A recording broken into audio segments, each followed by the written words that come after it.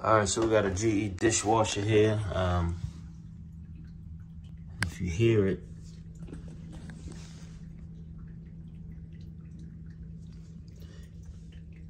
it's leaking water. I don't quite know from where yet, but what we're gonna do is vacuum out this water. I dissected these before, but it's been a long time, so I'm gonna trial and error and do the hard part for y'all. See what we get. All right, so took these 3 screws out. Boom, boom, boom. Pop this panel off, and voila.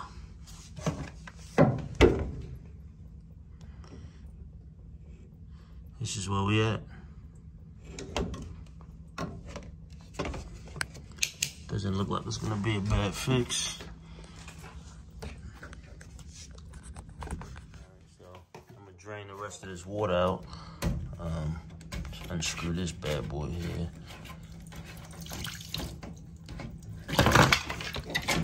Yeah, well, that didn't go as planned.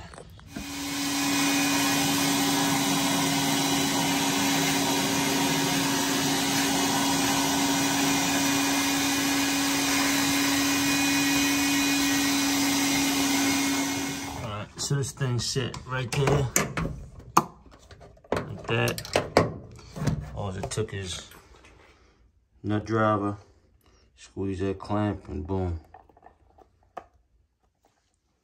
Trying to see, maybe something dropped down and punctured the hole, but whatever it is leaking, or whatever caused it.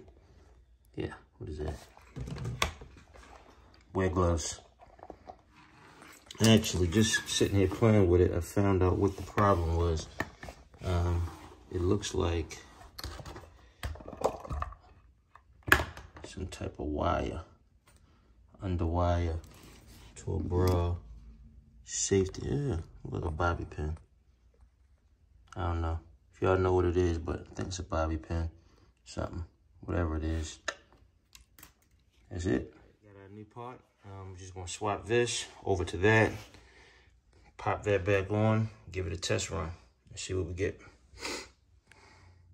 All right, got everything back in. Running some water in it. You wanna make sure all of this is seated real good all the way around the back. Put your, use your nut driver, put that thing back there. Nice and tight. I repositioned this straight up so it's easier to get before it was off to the side, in case you ever gotta come back.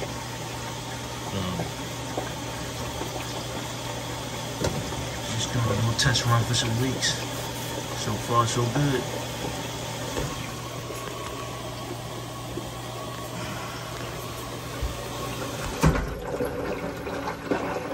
That's it, problem solved. Another one in the books. And another way you can test to see if this thing is holding water is to give this a little crack here. And if water's coming out, then you know it's actually holding water in here.